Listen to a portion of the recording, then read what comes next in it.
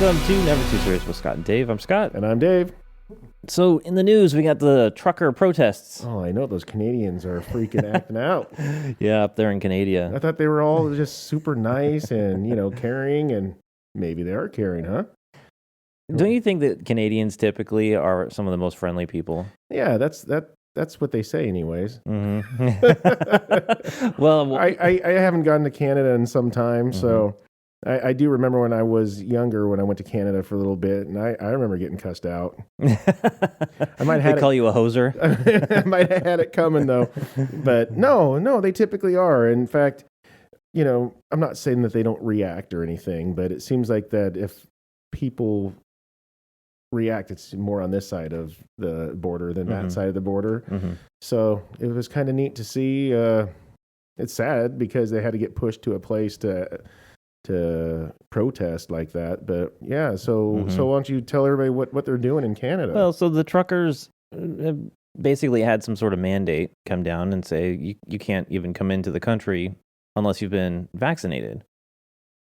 And that's kind of how it started, but really they're just really tired of all the mandates. Right. All the COVID restrictions, and these truckers are kind of the arteries and veins of the economy. Sure. Yeah. And they finally got to a point where they're just like, no more. Well, they I think they kind of already knew, but that they have an ability to make a difference. And boy, when they come together and do something, they do it, don't they? Yeah, they absolutely. Well, they started it on January 29th in Ottawa, and which is like their capital, and I think actually I was there a few years back, and it's a pretty cool looking. It kind of reminds me of England. Is that right? Yeah, I mean, like some of the architecture is really really cool, but there's also this Canadian, like French Canadian influence in that same area, and it's kind of it's a neat town. But what's happening right now is just that things have been locked down so much that these poor truckers just got fed up. Right. Got sick of it. And it seemed like that everybody joined in. I heard it was a certain group that, started it, and, they joined in, and boy, they could gridlock some stuff with you remember Smoking the Bandit, right? That's when I knew the truckers had some pull, and, something does have to be done. And they're so, I don't know. I think the panic that they have over this is because it's working. Oh, sure. But it seems like this is so evil, so immoral, but not like how people in our local, in our country, in our state, how they protest. They start stuff on fire, tear down everything. That's okay. That's approved. That's not a big deal. But some truckers do a peaceful protest, and you can't have that. Well, it's true that it's not violent, although Justin Trudeau, the prime minister, is really describing it as this really big insurrection. That's the term that's been kind of floating around. In fact, I have a video montage of people calling it an insurrection. Oh, is that right? Actually, do you want to see it? Let's see it, yeah. Some of the organizers of this protest, which, as I mentioned, started more than a week ago, they do want to overthrow the government. Canadian officials calling the situation a, quote, nationwide insurrection. The police chief says COVID protests are a, quote, nationwide insurrection driven by madness. A nationwide insurrection driven by madness. Just think of the language. I know it sounds familiar to you, right? A threat to democracy, an insurrection, sedition. The police say that they are under-resourced and they are overwhelmed. They have said that this city is under siege. It's not just truckers. There's a lot of, I've heard there's QAnon supporters in the crowd. Residents that I have spoken to who say they feel terrorized, intimidated. It's a cult. What cracks me up is just that these left-leaning news organizations, they use this verbiage, it's a marketing campaign, right? And they use it's like they're all the same network, because they use they have the same writers, the same, that's how they paint a picture for everybody, and the sheep will swallow it up. Yeah. Well, if you look at actually the news coverage of it. It's so funny. Do you remember the videos that were taken by CNN, and in the background was like everything was on fire, and then the CNN reporter says it's basically, it's a civil, like not much was going on here. Yeah. I don't remember his exact words, but he made it seem like it wasn't that big of a deal. Yeah. and you look at these truckers, and they're being noisy. And their vehicles are just sitting there. Right. But you can see there's no violence. There was a sign that nobody was even holding. But they have their families with them, their kids with them, right. and it's peaceful. Well, and they're just saying they want freedom. Yeah. Stop with the lockdowns. They're not like walking around with firearms and shooting them up in the air and Molotov cocktails. Yeah. It's nothing like I don't know what we've seen in Portland, Oregon. Mm-hmm. This is a Canadians' way to get violent, I guess. I guess that might be their angle, is that for the Canadians this is outrageous, mm-hmm. which it kind of is, but not in a violent way that they're trying to portray it. Well, I just think it's ironic that the truckers are now giving kind of the government what they've been dealing out, right? Because the truckers are creating restrictions.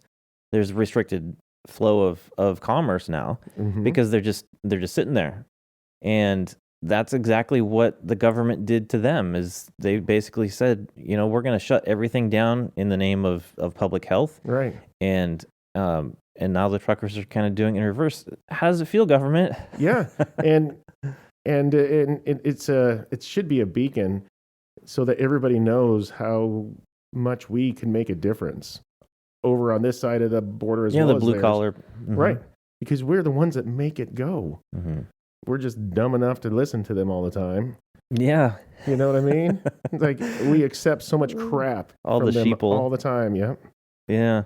Well, and Justin Trudeau, I don't follow a whole lot of politics from Canada. It's just, we have enough issues here. We have enough issues. I agree. So I don't follow what he does. But he's very, left leaning when it comes to this kind of stuff. Sure. And he's a politician. Yeah. You listen to him talk, and it's all emotional. It's all about, the vulnerable and taking care of and all this stuff. It's like pulling at your heartstrings. And the reality is he's totally ignoring the fact that it's him and his government that have been instituting all of these restrictions. Yeah, he's the guy that's like, they're the cause. I hate racism, and don't worry about my blackface or any of that there. No, it's a different situation if I'm doing it. Mm-hmm. But yeah, he's I don't know. He's as weak as single ply toilet paper, that guy. Well, okay, so you mentioned, the blackface thing. Yeah. So he got in trouble because in his college years or something that he dressed up for a party or something in blackface, and he talks about how supportive of he is of the gay community and right. minorities and that sort of thing. I actually found a funny little clip of him talking about, like, comparing this protest with his support of BLM. Oh, that's kind of ironic, because if you recall, when we went through all of the BLM protests, there was a lot more intimidation, a lot more violence, a lot more problems than what these truckers are experiencing. Yeah, so that's the difference between protesting with people that have jobs and people that don't. Yeah. All right, here we go. I have attended protests and rallies in the past when I agreed with the goals, when I supported the people expressing their concerns and their issues. Black Lives Matter is an excellent example of that. But I have also chosen to not go anywhere near protests that have expressed hateful rhetoric, violence towards fellow citizens, and a disrespect, not just of science, but of the frontline health workers and, quite frankly, the 90% of truckers who have been doing the right thing to keep Canadians safe, to put food on our tables. Mm-hmm. Canadians know where I stand. This is a moment for responsible leaders to think carefully about where they stand and who they stand with. I wonder if he dresses up when he goes to help out or to protest with the BLM. He can blend in. Yeah. Yeah, it cracks me up, because he's saying that these protests are just so violent, and I don't see the violence. But I hear this could get really bad if they wanted to. You know what I mean? Mm-hmm. All these people could make a hell of a different a different ring to the in the sound of what they're doing if they just chose to do it, and they're not. And there's some people out there that are like, if you're going to say that's what we're doing, we'll show you what it's like, but they're not. And guess what? It's just it's more effective than burning down buildings, more effective than doing what BLM or Antifa has done. Well, their big push was defunding the police, because there was evidently systemic racism in the police departments, and they were targeting black people, which the stats don't I know back up. That's really worked out for them, hasn't it? Yeah. But there was a lot of violence, and there was a lot of talk even CNN reporters or talking heads were talking about, it's okay to be violent to get your point across. Oh yeah. What are you talking about? I could be wrong, but I thought Kamala Harris even was supporting them like. Oh, she bailed, or she paid for, I think, or donated to a fund to bail them out. Right. Yeah. So they're supporting the violence. So it's. And they even said, if you see somebody that's essentially a Trump supporter, you get up in their face, they're provoking violence. But you know what? They just want to call something else just so they could, because honestly, because half of the population is going to believe them. It's unfortunate, but people could look with their own eyes and not see what it really is. Yep. It's pretty sad. Well, what's interesting is the tone from news agencies and the government. I have got a clip here of Trudeau basically talking about the government's not supposed to enforce the law, but he describes his ability to encourage law enforcement to do their job. This morning, I had a direct call with President Biden to talk about our shared challenges at the border. That must have been fun. I updated him on the situation, particularly in Windsor. We discussed the American and indeed global influences on the protest. We talked about the U.S.-based flooding of the 911 phone lines in Ottawa, the presence of U.S. citizens in the blockades, and the impact of foreign money to fund this illegal activity. President Biden and I both agree that for the security of people and the economy, these blockades cannot continue. So make no mistake, the border cannot and will not remain closed. I want to remind everyone that politicians don't direct police in a democratic society, but I can assure you that the RCMP is working with provincial and local police departments to enforce the law. Government, we don't enforce these things. We don't enforce things, but we might have some kind of influence. I'm not going to say what. Yeah, that's right. Gosh. Here's maybe goes along with this is, people are bringing down fuel and I think even food and they're arresting those people trying to help out the truckers. So, so nice that the police are always, and it's too bad because everybody just says, I'm just doing my job, but they're doing it for the police too. And here they're arresting. It's time everybody just turn around and say, you know what? We are all going to support this. We're all going to support this one thing and just knock your crap off. He was talking, a lot of folks are talking about this being just such a small minority of the population that's upset with all the mandates and all this. I just find that as BS.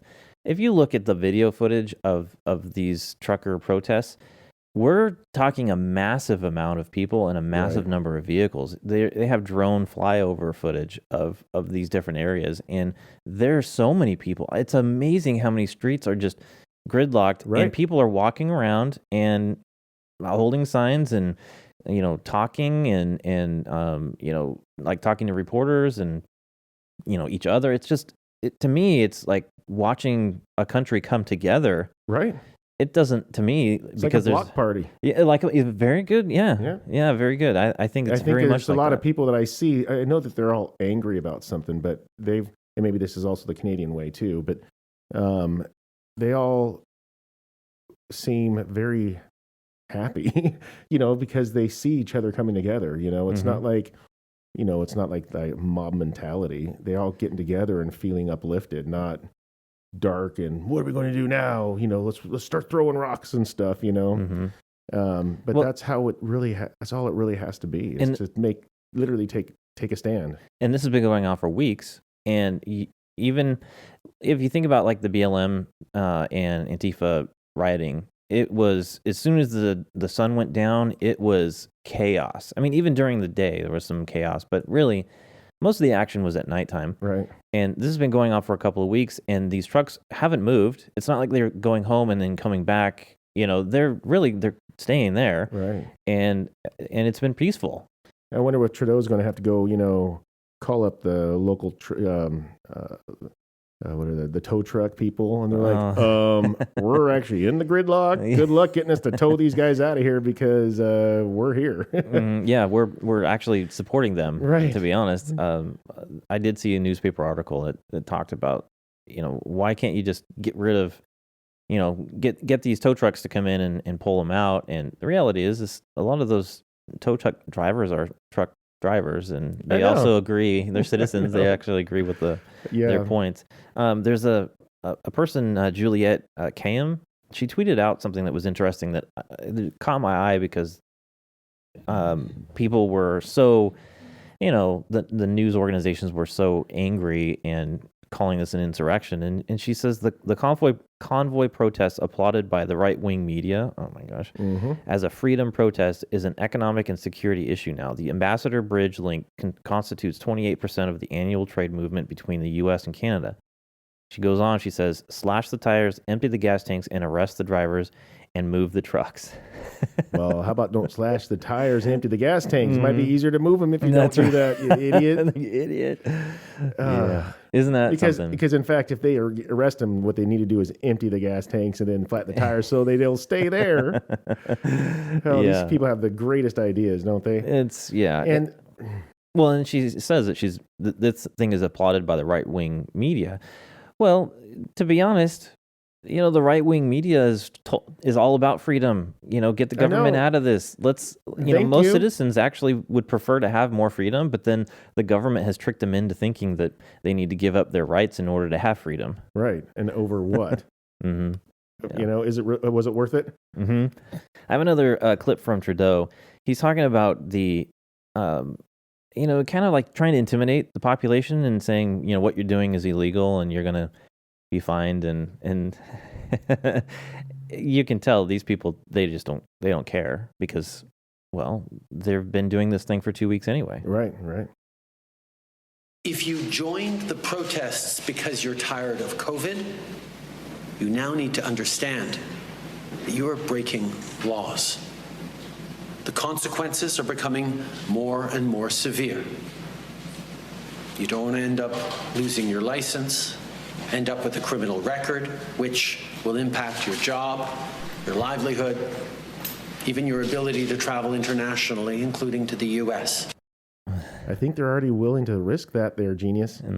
Right? It's worth it to get the freedom. Does he not get it? In other words, sell out so we could be in control of you. Come on.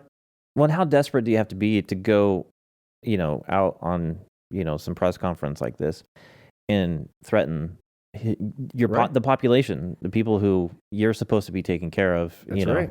How about go down there, go check it out, see what you could help, go literally talk to people, because if he goes and watches the news, he's going to be getting a certain narrative.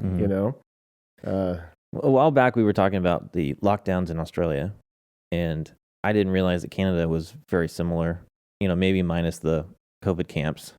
That was kind of a big deal. Yeah. But I guess Canada is one of the most locked down countries. But, what's interesting about Trudeau is that he recently contracted COVID. Oh. And his mandates they're all about, locking things down, making sure that everyone is vaccinated. He claims that nearly 90% of the population is vaccinated and that they're happy to be vaccinated and all this stuff. And, we obviously know that science says that if you're vaccinated, you can still catch it and still transmit it. And die. And and die. And so what he's arguing, the timing is so kind of ironic because he catches COVID during this little phase.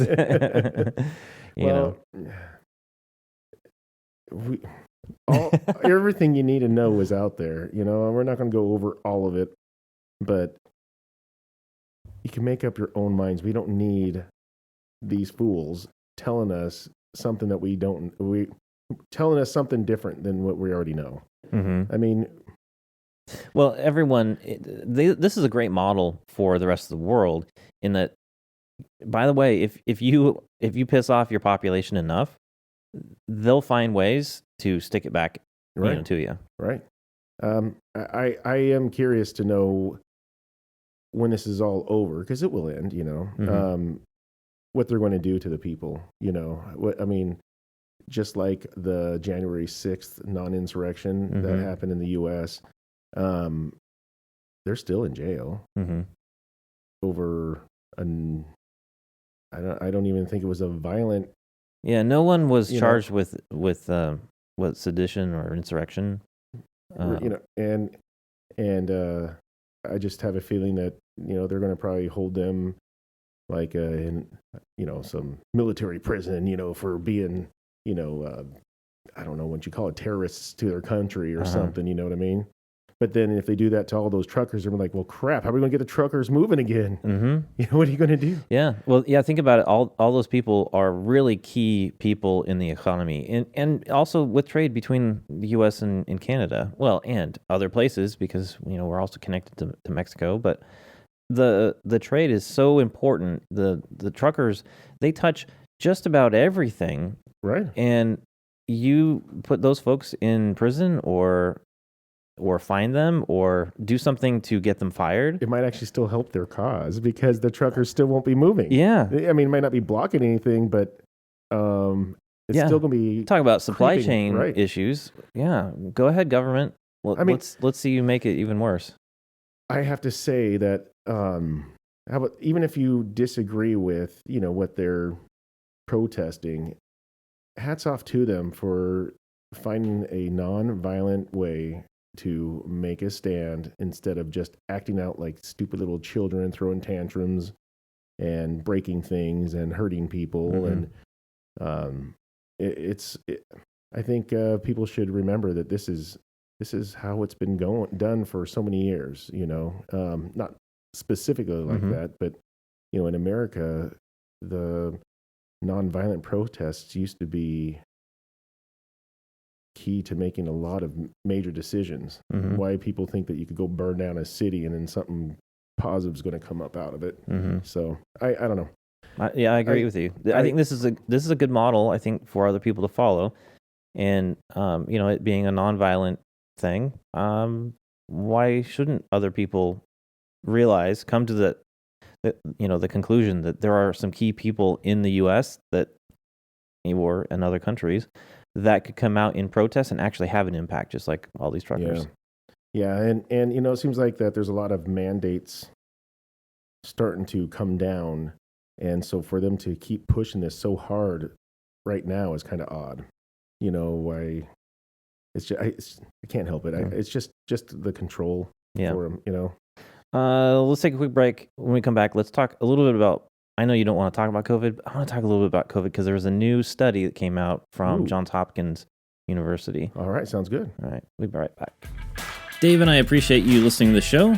Please take a moment and write a review on Apple Podcast or podchaser.com.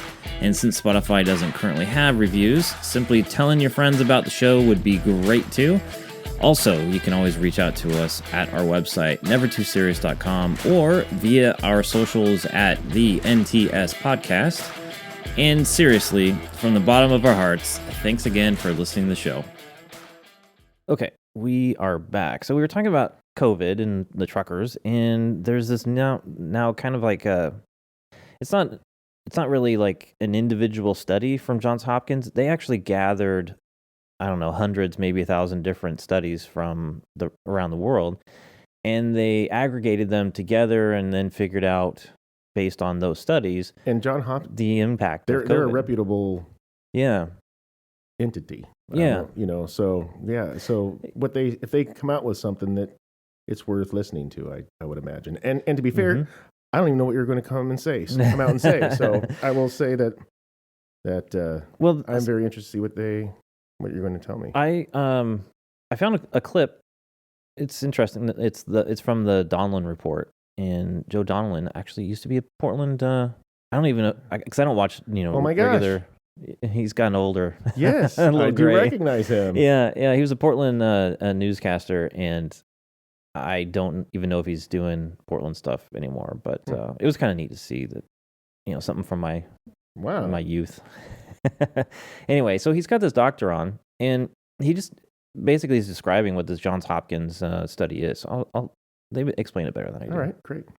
Well, thank you for having me on. And first of all, this was a very comprehensive study. And just to be clear, it wasn't a study in and of itself, but it was a very scientific, rigorous review of the entire literature, all the studies published worldwide since the beginning of the pandemic. It was done very systematically. And you're right. What they showed was that lockdowns didn't really matter much to COVID-19 mortality. But let me just nuance this a little bit. It wasn't that the behaviors that people didn't solve problems or reduce mortality. It's when you tried to force it on people. So what the study said is if you just give people the information, they will act appropriately and do the right things. But when you impose a government-enforced lockdown, you not only didn't help, but in many cases you hurt. And that's exactly what we tried to do in the Trump administration, is provide people the information and let people make their individual choices for their... Yeah. Wow. Yeah, interesting. Yeah, that really shouldn't even be. It's not something you should have to say. Mm-hmm. Well, I want to go back to this one slide that they had, and those of you just listening to the podcast, we show video on Spotify and on YouTube and Rumble if you guys want to catch the video version. But the slide, it says total deaths versus lives saved in the lockdown. And the Johns Hopkins report came back and said that there were about 1,700, almost 1,800 lives, according to their study, that were actually saved because of lockdowns. U.S. total deaths is almost, it's about, 884,000 deaths. Yeah. And only about 1,700 were actually saved by lockdowns. That was their estimate. And I wonder, yeah, I know, and I wonder if they're mostly the elderly that, keep the vulnerable. Well, some of the, you know what I mean? Yeah, some of the reports they were talking about in like bars and restaurants and that sort of thing, where there was in some cases, those were much closer, like clubs and stuff, where people were in much closer contact. Those lockdowns probably could have had an impact because of the proximity of everyone, and we know that it's spread by aerosol, from people who are really close to each other. Yeah. And so they said that there were potentially some of those lockdowns could have provided some safety. But what I find interesting, and have you been out to restaurants since all this stuff is? Yeah, because we've been out together. Yeah. And it's so interesting to see people sit down, take a mask off, and everyone in the room is maskless, eating or drinking and socializing. But the people walking from the front door to the table have to be masked. I know. And just people that are sitting down versus standing up, there's like almost a 6 foot barrier there anyways, but it doesn't really make a whole lot of sense on how they treat this whole COVID or what to do and what not to do. Just doesn't compute to me at all. Well, this study basically said the lockdowns didn't work. Right. And this was a very comprehensive study. Like a whole bunch of studies from around the world were gathered into this. That's I am so glad that they did this. Now, I haven't read through this study. I would actually like to, because I'm curious about the details. I just don't have the time to go through it. And I'm already kind of on the side of this whole thing has been an absolute mess for government and their policies. Well, and their mouthpieces like Fauci's of the world. Ooh. Yeah. But here's another clip from the same Donlin report. And I think it's important because this report really was centered around the mortality rate due to the lockdowns. Did it have a significant impact? And of course, it says a very, very small number. But the doctor then talks about, well, think about the mortality rate that's not included in this because of the lockdown. So the lockdown's causing deaths. Way bigger. And let me just point out another subtlety. This showed that there was no real effect on COVID-19 mortality, but what it didn't look at is overall mortality. We know that when you lock down the country by mandate, cancer deaths, addiction deaths, suicide deaths all go up. So you had no COVID-19 benefit, but you likely had a tremendous harm to the rest of the public health. And that study didn't even get into that. Right. And they're still affected by that. Oh, yeah. And that's even without lockdowns. It's the, the face coverings and, the people scared about getting forced to take a vaccine that they may not want to take. There's a lot of scare tactics, bullying and stuff going on. Well, think about the suicide rates among the youth. Yeah. It's up 50% from what I understand. It's huge. Yeah. The number of people that were supposedly saved, this little slide saying 1,700, I'm pretty sure that the increase in suicide rates has surpassed, eliminates that. Early in the pandemic, we were talking about the solution to the pandemic can't be worse than the pandemic itself. That's right. And I think that our government leaders have screwed us over with how they handled it all. Right. And the thing is there's a lot of smart people out there, and we knew this, and we knew that was going to happen when they implemented it. And now, let's just say that they didn't know. Let's give them benefit of that doubt. And now they know. And they're still pushing to do it because they don't give a damn. It's their goal. I mean, why do something and force it when you know and follow the science, and unless there's something sinister going on. I mean, come on, it doesn't make sense, and you have to start thinking about how to make it make sense. And it sounds like foul play to me. I mean, well, I think there's some. I think some of this was done on purpose. And some of it was just because as a lot of these politicians are just not very smart. But I think some of it was done on purpose. We keep talking about this quote from Hillary Clinton about not letting a good crisis go to waste. Yeah. I think we've actually been wrong about who that came from, but I don't know who originated it, but she said she's it. probably said it. She did for sure. Yeah, probably a repeat. There's a new book out from Glenn Beck about the Great Reset. And I think we're going to do a podcast about that. Yeah, good. But we'll have to do a lot more research about it. It's a huge thing. But in that book, he's talking about not letting a crisis go to waste.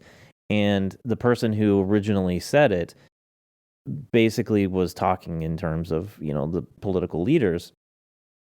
This whole policy about COVID and the direction that they've gone about locking everything down is not letting a good crisis go to waste. And they don't want to give it up. Think about all of the power that they've been able to grab because of this crisis. Right. All the money that they've spent, handouts, the number of people who are now fighting against each other, even in their own households. Yeah.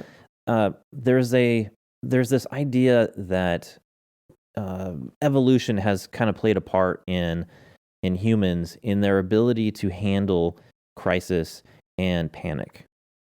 And it totally makes sense to me. If you look at most animals, when you see one animal freak out and there are other animals around them, what happens? They'll act the same. Yeah. They'll act the same, and it only gets worse. Like you see this with really skittish animals like deer, but you can still see it in other animals that are even more like docile, even like cows. One starts to freak out, and soon you might have a stampede on you. Yep. And humans are very much the same way. If we have the ability to think about things a little bit more reasonably, use a little bit more logic, but when panic sets in, all that goes out the window. And in evolution, the reason that it's so powerful, like this behavior for us is so powerful because it saved us. it allowed us to live another day and procreate, because when there was a little bit of panic, we took off, and our flight instinct took over, and that allowed us to come back and make babies. And turns out next generation, same reinforcement. And so we have a population of humans that's very, very big that still has that instinct. And COVID has done that to us. The leaders, the people like Fauci and what's the CDC director? Oh my gosh, I don't remember. I can't remember. Walensky. And these people have put this idea of panic and uncertainty, and it keeps spreading. And it's obvious. And when you're talking about a study now that has come out where but Johns Hopkins took the time to go over all this data and come to the conclusion that the lockdowns really weren't effective. Right. And, it's sad that they had to sit there and do all that, because there's people that's been silenced that have already came out, like I said, prior to this, to say, hey, this is probably not the best thing to do. Mm-hmm. And especially if they cared about herd immunity, and then it's like, oh yeah, I remember that. It's kind of bizarre. Mm-hmm. Jim Jordan has been coming out pretty hard on Fauci lately, and he's been doing a great job. Mm-hmm. But, it kind of goes back to who knew what when they knew it and what they're covering up. And we all need to wake up and be in charge of ourselves and in charge of the knowledge that's out there, and not wait. I mean, sure, listen to all sides, in my opinion, and then think clearly. Don't let somebody else take away your ability to think clearly about things. Think about all the stuff that's happened in the last couple of years where families lost loved ones because, well, like they're talking about here, where suicide rates are up. People who would normally have gone into the doctor to be seen didn't, because they had a fear of catching COVID, going into the hospitals. There have been folks who have been sick who went into the hospital, but then their loved ones were refused to be allowed in to even see them. People have died in the hospital alone, in nursing homes alone, because no one was allowed to come in. And then you can't even go to their funeral afterwards either. There you go. And in some cases, the funerals have to be so small or non-existent. And for what? Obviously, with these numbers, it was for nothing. Yep. I have to say, my father-in-law, he got COVID, and it kicked his butt really hard. And he went to the hospital, and my mother-in-law, she was not allowed to go in and be his advocate. And so she got essentially kicked out of the hospital, and she met up with another gal whose husband was there, and she was not allowed to go and be his advocate. Well, he died. Mm-hmm. I mean, that's when you need to be there, man. I mean, and we're letting these douchebags control what we can go see or do. Or if I want to risk running into a burning building to go attempt to save somebody or to see them for the last time, and it might cost my life, that's my decision. Mm-hmm. I don't need them to be telling me what is the right thing for me, because the right thing for me is going to be different for somebody else, and that's their decision. And these guys have a really great record for showing how well they handle things, Yeah. So, it's so beyond time to be done with all of this crap. All of it. Masks, all of it. You can't get those loved ones back. Nope. There was of course, there's a huge economic impact to all these lockdowns.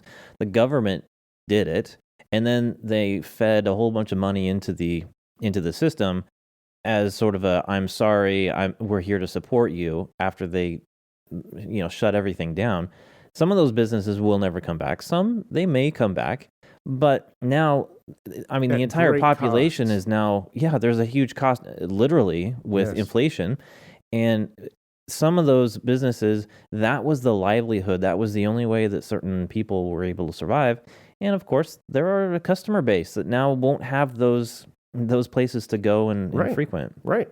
And it's primarily not because of COVID, but primarily it's because of how the people that are in those positions, like Fauci and our government, that handled it. Mm-hmm. That's the main thing. I mean, I remember the gyms, all the people that had gyms, the owners, and they needed to stay alive, and they have to pay their rent, and now they're getting arrested for going to the gym and trying to arrest people that go to the gym. I mean, it's just so much overkill. There's a slide here where this is a gym, and we've got these big old boxes covered in plastic, and you've got an individual person in there with a weight bench and some dumbbells, and they're doing their exercises all isolated. I mean, it looks like a movie where they have these experiments going on in these individual areas. Like Bubble Boys and Girls. Yeah.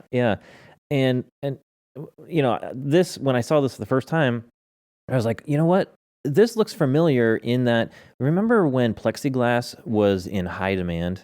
Oh, sure. You remember? And so many businesses came out and they started putting plexiglass everywhere, plastic screening between booths at the restaurants and around the kids' desks. Yeah, around the kids' desks and all this stuff. At the cash register. Yeah. And what's funny is that there really hasn't been much like news about how ineffective these things are, but they're so obviously ineffective. We knew within the first few months that COVID did not get spread from large droplets. Yes, it can get spread from large droplets, but it was still getting spread from little tiny aerosol droplets, right? Which goes around all these barriers. Well, and it's funny because, you have the masks and they talk about, well, the masks filter out this much and this much. If you take the mask and put it over your face and then tape it down so there's no air, that's the only way it's ever going to push through and out. And then you'll probably not even be able to breathe, literally.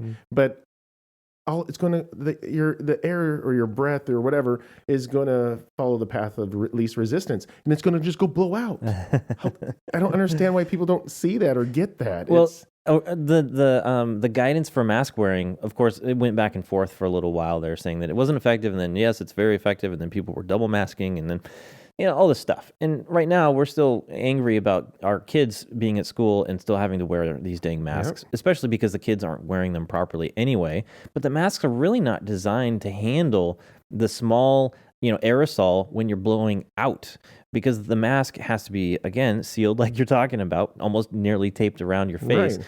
Because it escapes. You look at anyone who's wearing glasses and you see them fog up, well, you know that it's getting out.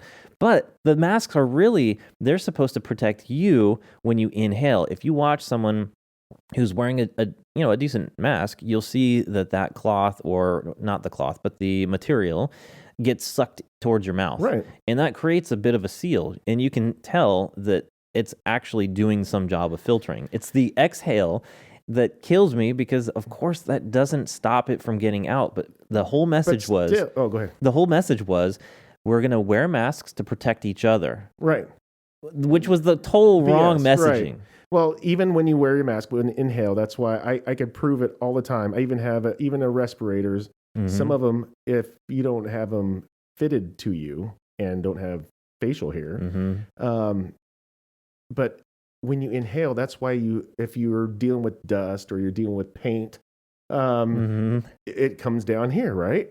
It comes, you'll see where it goes. It's because it's coming through. It's going to the path of least resistance, and it's bypassing all of that filter stuff. And it's just sucking it through there. Whoops. Sorry. And so it's just, even if you wear the great ones, it's not that effective. Yeah. You really need a respirator that's fitted for you and don't have any facial hair. Well, no facial hair. It was funny because we're preparing for a move to a new studio. Yeah, and we were doing some sanding, and that dust is much. I mean, those particles are way bigger than COVID. Right, way bigger. And when we got done and we took our masks off and we were kind of cleaning up, it's like you could tell. I mean, our faces were still covered in white powder. Yeah, we looked like like Hunter Biden waking up from a bender. It was like, it was like everywhere. Yeah. And it just, and I was using one of those regular like surgical masks, and you were using a much like a painter's respirator. Yeah. And still, even at that, it still gets in. It does do something. The respirator does do something. Yeah. Well, yours was far better than mine. But it it still allows things to get through. So, Mhm. but everything else that we wear, these surgical masks and stuff, I don't know, man. Well, think about It's like wearing a tarp. Yeah. It's like you hardly get any air through it, even if you put it up to your face and blow through it. Mhm. Well, but you think about how people use their masks. A friend coach of mine, he always described it as the chin diaper, because the masks, people walk around and they're just sitting underneath their Right. chin. And of course, if there's COVID or any other bacteria or whatever in that mask, and you're moving around as much as you are, now you're just making it worse. Well, remember, they tell you in the very beginning of make sure you keep your hands from your face, don't touch your face. Mhm. Oh my gosh, that's all we do with these masks is we touch all the time. It kills me. So we go to my daughter's on a basketball game. So, and these people are out there wearing masks because they believe firmly that they wear it because they think it's helpful. Mhm. And when they sit there and yell, they pull their mask down. Hey, go out there and cover, blah, blah, blah. Mhm. And then the other one, when the girl walks by, hey, they're talking, they move it down and talk. I'm like, what are you doing? That is exactly the opposite. How about take it down when they're not there and put it up when they do come and talk? I mean, if you're going to, they have no care of what they're supposed to do if they're supposed to be wearing it. And these are like mask believers. Yeah, and what really cracks me up, I've been to the grocery store a few times, and you'll see someone sneeze and they pull their mask down to sneeze. Oh, hell because they don't want to have that nastiness inside their mask that they have to wear the rest of the day. I might have mentioned this before, but way back in the day, it used to be a thing that they'd have their hankies and have in their back pockets, and they pull it out, blow their nose, put it back in the back pockets, or sneeze and stuff. And then they said they came out and did a study, something scientific, like they had to do a study on this. Said that's a bad idea. You're carrying all this diseases around with you. You're going to make yourself sicker is what you're going to do. What the hell are we doing? We might as well just strap that hanky on our face, which some do, and it's achieving the same thing. And yeah, you're damn right. When I sneeze, and if I do ended up not getting my mask off fast enough, I'm like, I'll replace it. Mm-hmm. And plus, I don't need it all damp and gross in there too. Come on, come on. It's of course these guys are sick. Of course, none of this stuff makes any sense. You talk to any doctor, they'll tell you, yeah, everyone's using their mask incorrectly. Right. Oh, but it might help a little bit.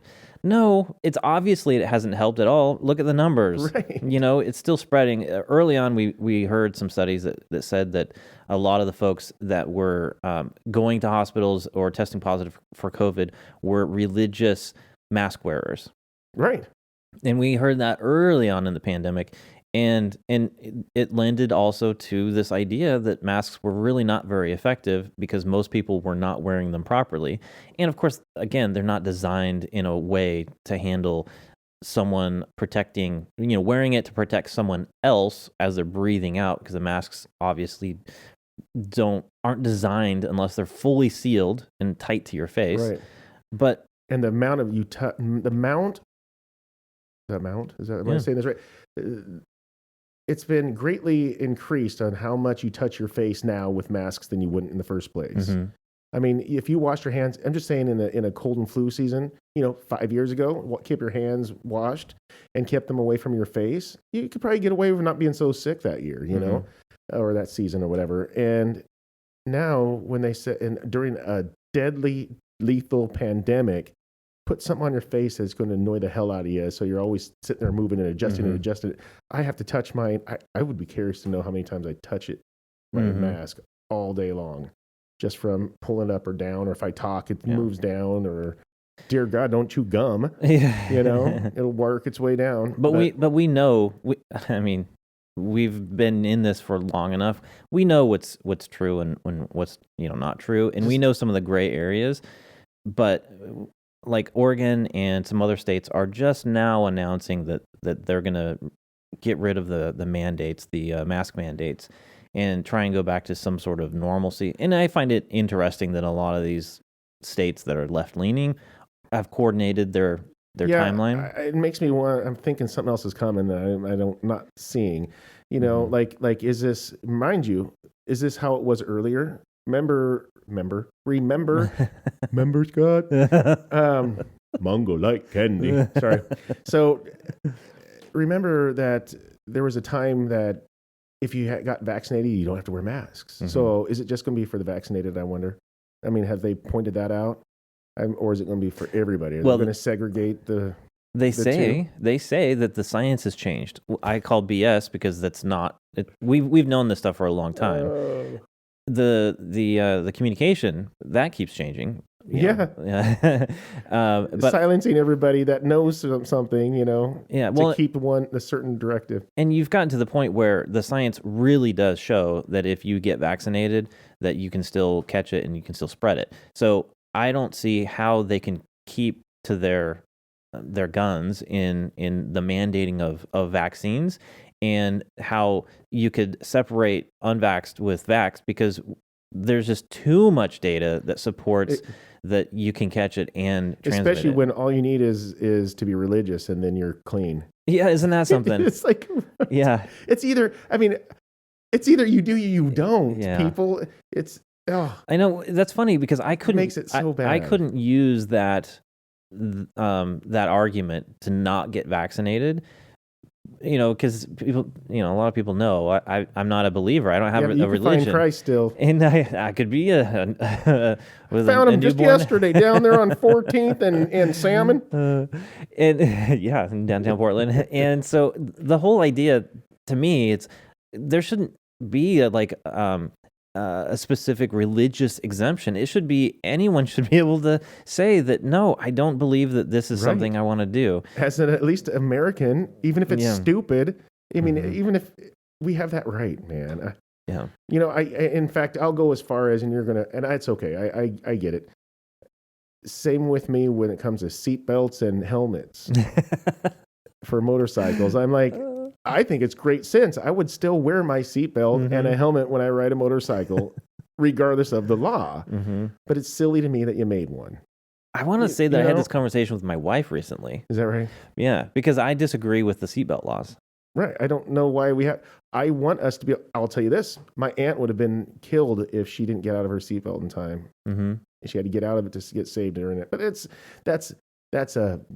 not common, But my thing is that should just be our choice. I think it's a great, great, great idea. Please wear your seatbelts. Yes, definitely. But really, you need us to make us do it? I think it's ridiculous. Yeah. If somebody wants to explode themselves all down the highway because they don't want to wear a helmet on their motorcycles, that's up to them, I feel, Think about the arguments that they made with the masks where, I'm going to wear my mask to protect you. You can't make that argument with the seatbelts. Or the helmet. He'll ruin my car. If he had his helmet on, it would ruin my car a lot more than if he didn't. Yeah, but I mean, you could, apply it, and the reality is the seatbelt is designed to protect you. Same with the mask. The mask is really designed for you to be kind of protected from, whatever is floating around out there. It's just less people that clogging up the hospitals and stuff, and yeah, and that argument has been made in COVID. And my position with that is, anytime there's increased demand, then what do? Well, you go find more people who can then take care of the demand. You don't fire people because they don't qualify with the vaccine. Because a lot of first line, healthcare and first responders, those folks refuse to get vaccinated because, in many cases they've already caught it and they've recovered. They're not afraid of it, and they have a skill that's in demand. Why would you artificially reduce the number of people who can effectively address it? And there's people out there that want to do those jobs. And it's a good thing, Yeah. I mean, why not? Why not encourage people to get into medicine and maybe even incentivize them a little bit? Well, if they're not allowing you to get, heart transplants and stuff because you're not vaccinated, maybe, there's less demand for. Oh, sure. They artificially reduce the demand. Yep. That's what they're doing. That's true. Yeah. Damn. These people are just out of control with control. Well, so thinking about in control. Our future, I know we kind of touched on this once before when we thought that when the masks came off that the pandemic was kind of over, and then we got a second wave of control implemented. I'm feeling like we're in that same spot again, where there's this glimmer of hope that they're going to get rid of these things. What do you think we should be looking at as lessons learned as we kind of move into this, next, hopefully more free? I tell you, I think that the people of our country, of the world, it needs to not be so tolerant to the government's panic. I mean, we just jumped on in with every single thing they said and bypassed all these other people with amazing credentials, very, very smart people, to listen to what the government says. And those other people, we might even talked about it, they get I think it was on the one we were talking about with Joe Rogan. They get banned, they get what's the word, canceled. And we need to listen to them and not allow it to happen, because we've lost our First Amendment. It's not the same. I don't think it ever will be the same with cancel culture, with fact checkers. That's when I try to say something or post something on, let's just say Facebook, for example, and I'm not allowed to because it might be off of truth. Well, half the stuff I say is just silly and stupid on purpose. Of course it's off, But again, that's to me the same thing as the seatbelt and the helmet laws. We're allowed to say whatever we want. Sure, there's other consequences that come with the things you say. Just like it could be something positive could come with what you say, but you should not be, you shouldn't be silenced, right? Yeah. We have a freaking constitution. I really wish that people would, everything that happens, at least in the United States, I don't care if it's pandemic or what it is, even wars or not, it has to be based around our constitution. We don't get to set it aside for this action or this is going on, so we'll get back to the Constitution later. Everything has to be filtered through that. There's a reason why it's there, and we're just getting it stripped away. We're giving it away. Well, I think with the trucker protests, it's, I think, maybe brought a little bit more light. I'm a little jealous. Yeah. I wish that was an American thing. But I agree with you about, our free speech is getting squashed. We've got a society of people who want to just silence people instead of encouraging dialogue. Right. Do you think anything has changed with people's trust in institutions like the CDC? Or I will tell you, it just depends on who you are. I think that, the CDC, you didn't hear much about them before COVID, but they were doing a good service, so at least that we know of before. And now it's, whoa, wait a minute. Now we're really thinking hard about if they say something, well, they botched this up really good, so why would we trust them now? I mean, they've really screwed themselves on that. So I think that they've done a good service, and I think they still could do a good service, but I think that there's just something else going on, why they would literally choose to ignore the science and then say that something else is science and follow it. It's just unbelievable to me. So I don't know if they can bounce back from that, but I don't know. There's a lot of people that trust them wholeheartedly. So, but a lot of people are woken up to what institutions like that can do to us and take our freedoms, and why do they get to take away everything? I think they've become political arms of the government. Yeah. And I think people have seen through it. We live in a world with tons of information available, and sound clips and video clips, and you can always look back and see when they said one thing that's contradicted by another thing. And, the argument is always, science changes. Well, yeah, I mean, as we're learning more, but what they were doing was not about the science. They were still trying to maintain the political side of it. And every time they come on, the information too. And that's part of the problem is I don't think the science has necessarily changed on all this stuff. I'm not saying it can't, but because this was talked about, so much of this stuff that's coming, quote, true now has already been talked about in the get-go, but it was suppressed. And that's not this, that's this. That's why they were tripping over their own statements, because they're saying, what was it? Fauci says, masks don't work. Yeah, you wear too, I mean, they were trying to tell us that, to take our shoes off there for a little bit when you come home because you're going to have COVID on the bottom of your shoes even. I tell you, I think so much of it was made to just put scare into you so they could have control over and I think that's all aspects of your life. I think that's where that political piece comes in. None of those organizations should be political. No. They should be based on the scientific studies that have been backed by information. Yeah, that have been backed by other, peer-reviewed studies. That is where they should be coming out. They should be far more trusted, of course, than they are today because of how they, like this Johns Hopkins study that came out where it was addressing, they were kind of gathering all these other studies and bringing them into one place so that we can understand a bit better. That's what these organizations should be doing is grabbing the science, because most people are not going to do that themselves, but grab that, formulate it, and then be able to communicate it in an effective way, not to dictate policy across the board, but rather to give people information that is valuable so that people can make their own decisions. Well, you watch. I'm not saying they will, but it would not shock me if they're trying to discredit them now, John Hopkins, whatever, because it's not what they want to hear. And why don't they want to hear it? Why don't they want to hear the good news? That's another question is, why wouldn't the administration want to hear all this good stuff that comes out so they could share it with everybody so people could lighten up and not be so scared and to maybe get back to the real normal? And it's crazy why they don't want to be the lighter of the path, to light the path of their country. They're so committed to the narrative that they've created. Right.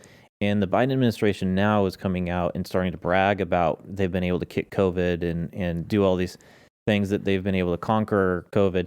And of course, that's BS. Well, yeah, because remember this, though. That's what I mean by tripping all over their stuff in the beginning. I'm never going to take that vaccine because Trump was involved in it. Mm-hmm. Guess what, fools? This is the same one Trump was involved with, and they're shooting it up. Mm-hmm. So it was so bad when it was the other administration was pushing it. Now they're pushing it. And it is like, the blood of Christ, it's going to save everything, So it just hearing those things is enough that you would think that it would make everybody question it, at least, not just dive into, I believe everything you say, I'll do whatever you want me to do. But that's where so many are. Mm-hmm. Well, in Oregon, I guess in March, they're going to drop the mask mandates. I think end of March in schools, they're going to drop all those mandates and in public spaces. So I think that they're still going to have some restrictions in like hospitals, but I'm not positive about that. But even with that, why are we waiting until March? Thank you. I was like, why not now? Yeah, because we're at the time of recording, we are in the middle of February. Why are we waiting until the end of March to implement that? We've already seen the Omicron variant numbers spike and start coming back down. Of course, they claim that the spikes and the changes, the valleys of COVID are directly related to their mandates. Obviously not. No. The reality is that's why they're dropping the masks too. Yeah. The reality is we see these spikes and then we see them drop, and then we see the spikes and we see them drop, depending on some different circumstances. And why is it that we're just going to wait until the end of March? Why aren't we implementing that now? Because we already know the science. And, actually, I did read an article and they said something about, we want to give time to the businesses to make adjustments and create policies, as if they're going to encourage the businesses to create their own policies. I guarantee you, if we start getting businesses that enforce mask mandates, those businesses are going to start to go away because people don't want them anymore. Nope. And the science is now available to show that mask wearing is not terribly effective, that when you walk into a building and, you're vaccinated, you can still catch it and still transmit it. Companies or mom and pop shops or whatever businesses, if they start implementing these things, my guess is that a lot of those are going to suffer. And there might be some small, minority shops where that's where all the lefties are going to go to shop because they can feel confident that everyone's vaccinated and, everyone's going to wear a mask or whatever. But in general, I think most people want to avoid it. Now, we were talking earlier about... Who really wants to walk around wearing them? We were talking earlier about the panic and when people are scared of something, they start doing things that are illogical. My guess is that some people are still going to wear a mask because they're still scared. And that is hard to get rid of, especially, unfortunately, especially our kids that have been brainwashed into thinking that this is a necessity. But my hope is that businesses will open up and they're not going to have signs on their door saying, 6-foot distances or must wear a mask or must be vaccinated. I think all that stuff needs to go away. Yep. And my guess is that if it does, and these companies that also get rid of them, they're gonna flourish again. I think our economy is going to bounce back. That's why I still refuse to put one on when I go watch my daughter play basketball. And because there's no law. You're not going to make me wear it. And how about this? Feel great. You guys have a mask on, so you're safe. Yeah.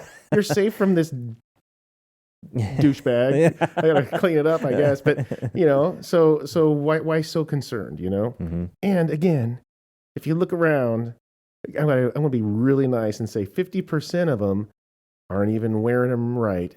Yeah, go get them as they pull them down, but they'll put it right back up because, and then they're also, when they're yelling, they're actually projecting it maybe further too. Yeah. And these are mask believers. Yep. All right, let's wrap it up. What do you say? Wrap it up. All right. Thanks again for watching the show. We appreciate that. If you don't mind, if you're catching us on YouTube, give us a thumbs up. Write some comments. We'll interact with you in the comment section. Yeah. And you can find more information on our website, nevertooserious.com. Send us some show topics via email if you want. Yeah, mailbag at nevertooserious.com. Yeah. So until we see you next time, take care and be safe.